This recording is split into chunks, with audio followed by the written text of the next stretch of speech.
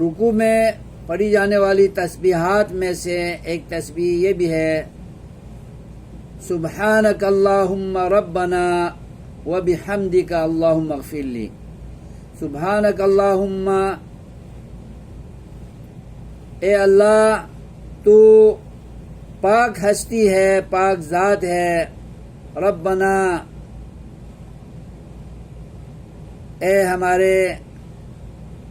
رب، اے ہمارے مشکل کشا، حاجت روا، مولا دستگیر، وبحمدک، تیری میں تعریف بیان کر رہا ہوں،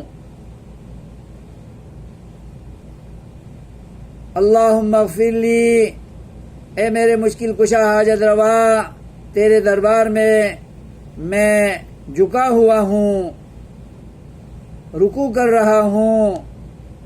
تو میرے گناہوں کی بخشش فرما، میری لغزشوں سے درگزر فرما۔